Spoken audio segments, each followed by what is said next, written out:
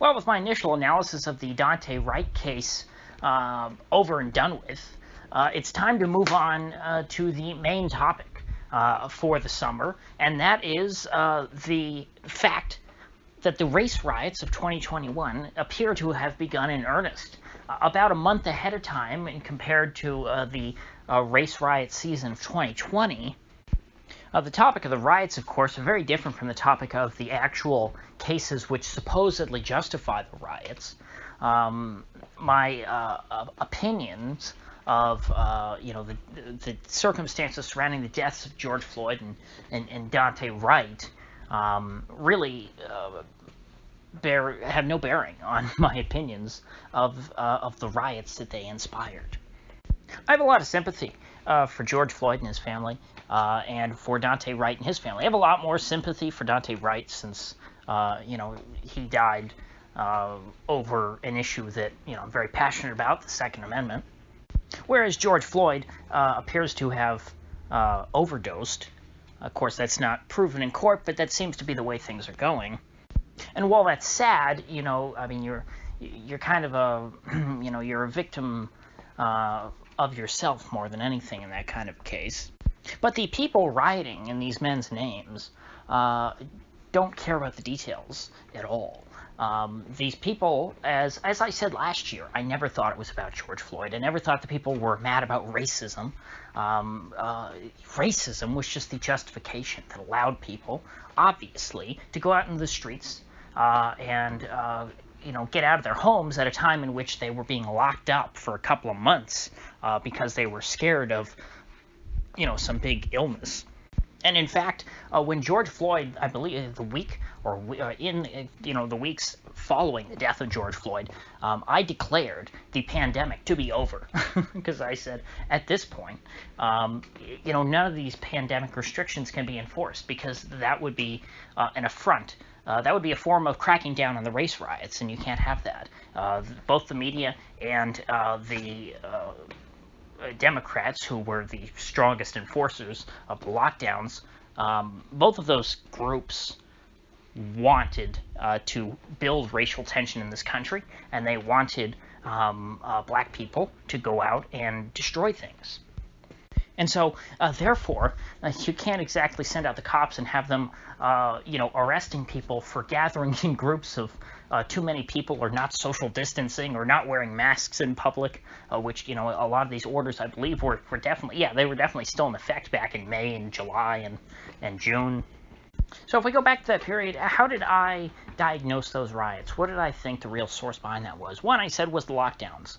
People being locked up in their homes. They didn't really care that much about the virus. They wanted to go out and do something. They wanted to live. They wanted to feel alive. They wanted to feel like they were a part of something bigger than, sitting in their apartment and eating Papa John's while watching some crappy homogenized, Netflix miniseries. And smashing windows at their local Old Navy gave them that sense of belonging, that sense of camaraderie. And for a lot of people who were put out of work by these lockdowns, who were in the midst of some financial hardships, it was probably an opportunity for them to go and get some free stuff that they otherwise couldn't afford because they were out of work. Now, fast forward a year later, have things gotten much better? Well, if you keep up with my videos regarding the state of the economy, in my opinion, things have not gotten better. I don't know if things have gotten a lot worse, but we're in a very, very bad spot, economically speaking, in this country. There are still massive amounts of people losing their jobs every week. There are countless companies across this country who closed back last March and never reopened, who still haven't reopened and never will reopen. Those jobs are gone forever. And so I'm sure there's a lot of low-wage workers who were maybe living paycheck to paycheck to begin with, who are still very agitated. And this is, again, just like the death of George Floyd, a great opportunity for them to get their rage out of their system and to go out and vent a lot of that negative energy pent up inside them. These riots are not because of the death of one boy or because of racism in our country. It is because of a systemic decline, not systemic racism, a systemic decline in our society. And because of that, there's no easy cure for these riots. They're going to continue as the summer heats up, as it becomes more easy for people up in these far northern cities like Minneapolis to go outside and to be up all night, rampaging through their city and destroying property. They're going to continue doing so, and if you just throw them a scalp here or there, whether it be Derek Chauvin, whether they decide, okay, let's convict him on all counts here in the next couple weeks when the verdict is reached in his trial, or this Kim Potter, whatever her name was, Kim something, maybe the officer who shot what was his name, Dante Wright. You take those two down, you make them scapegoats. That's not going to do anything. These people weren't mad about that to begin with. These people were mad to begin with. And of course, it's not just black folks. I mean, you've also got all these Antifa types who are, middle-class malcontents. I mean, there's many, many layers to this. It's not as simple as black people are tired of being pushed around, by the white folks, and they because you have a 50% chance of being shot if you are black and you interact with a cop, according to Chelsea Handler. This is one-dimensional thinking. This is the tip of the iceberg. And really, maybe I should go back and listen to my content from a year ago, because I really took a long time, over a number of weeks, trying to unpack what I believe to be the race riot iceberg, looking all the way at the top at the phony concept of racism and exploring all the way down through economic hardship and all of these other problems leading to social discontent. At times like this, I really do regret the fact that I don't have more influence, because I look at the people who do have big platforms, and I watch how irresponsibly, in my opinion, they act, and the things that they say, the way that they just try and ramp up the tension, and how they go and they manipulate people on a very basic level, on very tribal ways, without exploring the nuance of the situation in any way. You have these, I guess your typical mainstream conservative types. What's his name, Greg Kelly from Newsmax, who's just going on a tirade on Twitter about how awful what's his name, Dante Wright was as a person. Trying to justify this, because, well, there are riots now, so we have to justify whatever the rioters are supposedly mad about, according to CNN. We're going to have to explain why that's a dumb issue to be mad at. Whereas, it's perfectly reasonable to be upset about the death of Dante Wright, and to think that rioters should be dealt with as little mercy as possible at this point, because we really need to set an example, because riots have been going on in this country unabated in many, many cities for far too long. And so you can agree with, let's say, the old quote from Hans Hermann Hoppe that we should crush the anti-fascist mob, but that also could mean at the same time that you don't think that cops should be enforcing gun control and killing people who are not in compliance with whatever gun control unconstitutional laws happen to be on the books. There's a middle ground here. There is room for reasonable people to try and find each other, and to not necessarily agree 100%, but to agree on some basic issues, like, hey, this 20-year-old shouldn't be dead, and two, riots shouldn't be occurring. And if you can't agree on those two things, okay, that's okay. But there's going to be a lot of people who do agree on those two things. Because the way it is right now, either we're supposed to believe that there are two sides here. Either you think Dante Chauvin shouldn't have been killed and riots are good, or two, you think riots are bad and Dante Wright should be killed. It doesn't make any sense. It was a very prescient tweet made by, I believe it was Alternate History Hub, on Twitter a few days ago, like right before this happened, to where he just said at random, hey, back the blue and pro Second Amendment are contradictory stances. So the moral of today's tirade that I'm on here is that you should not, you have to look past these surface issues. You can't just look at what, whatever your preferred cable network, or if you're me, you know, no cable network is preferred, but you just can't look at whatever your preferred news choice is, unless you have some very esoteric and smart people that you're reading. Don't look at the headline when there's riots like this, or I should say the headline. Don't read into the entire story, and just whatever they say that the cause of the riots are, disregard that 100%, because it's not true. The cause of the riots really are not the cause of the riots, as they see it. Because in a healthy society, an event like this would not cause riots. The fact that riots just light off and flare up so commonly here in America is evidence that we have much deeper problems. And that deeper problem, no, is not racism. If you unpack what the left talks about when you ask them what racism are you talking about, they end up describing a whole lot of other problems that aren't racism, of course. And I don't need to get into that because it's a brain-dead argument.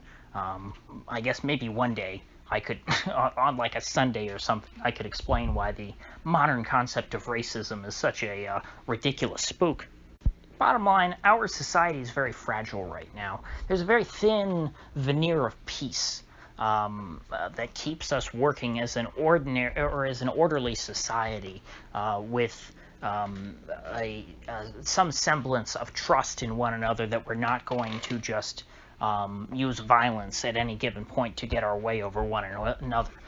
You know, it takes a certain level of trust to be able to walk down the street and see another person and not think, oh boy, I better get my gun or run or whatever when I see another person. You know, when you're walking down the street and you see a person, it's a lot different than walking down the street and seeing a baboon or a lion. If you see a wild animal, you would think, oh gee, I better run or get my gun or something and protect myself from that wild animal. Whereas if you see a person, you assume a certain level of civilization on their part. You assume that they're not going to try and hurt you necessarily. And to the extent that people lose that trust, society breaks down and people become more and more atomized, and society is no longer able to operate as a cohesive unit. And of course, not to get off onto too bad of a tangent, because I don't have time for this whole topic today, but something I've trumpeted for a long time is that the only way I see in the short to medium term of stemming this decivilization at the micro-sociological level, let's say, you know, at the community level, at the neighborhood level, is to enact or pursue a policy of macro-sociological disintegration. In other words, I think that a major problem, not the only problem, but let's say the source of 90% of the problems in various communities in America, because every community has different problems and different levels of problems, and you know, are to varying degrees unhealthy. 90% of their problems come from Washington, and so therefore, in order to start moving in a direction to where they can fix some of their problems, Washington's grip over the rest of the country must be loosened, if not completely removed. Now, for Washington's grip to be loosened, that would, of course, require a gradual reform that I don't think is necessary, because it would take a bit of consensus in Washington that our national politics should play less of a role in our life, and that's just not the way things are going right now. And so, in order for that to be achieved, we would need something more sudden. We would need something more bottom-up, something that is not quite so gradual, but a sort of force of nature. And that, of course, being the complete dissolution of the United States. In order for that to happen in a sort of a natural or involuntary way, involuntary in the sense that Washington does not consent to it, is that the American society writ large must break down to a certain extent to the point to where it becomes ungovernable. And we are, of course, approaching that level slowly. Now, much of the country is still pacified by federal payments. The federal government, their checks still cash. Our money is still useful to a certain extent, although it is being devalued day by day. And so a lot still has to happen before the federal government truly loses its grip over our society. But make no mistake, until that happens, things are not going to get better. These riots are going to continue. In the places where it's already bad, it's only going to get worse or stay the same. In places where it's not so bad yet, it's going to get worse before it gets better. So we have not reached peak race riots in America. Because even though they are helping to destroy the fabric of our society, the society which Washington, lives off of as a sort of vampiric host. It is useful to them in the short term, which is, of course, as Hans Hermann Hoppe's great research has, I think, exposed. Politicians are always going to have a tendency to think in the very short term, and that means that they're willing to sacrifice the long-term health of their host in order to achieve some short-term gains. And that's why you see so many politicians who are very eager to tear American society apart. So in closing, you all should buckle up because it's going to be a long, hot summer.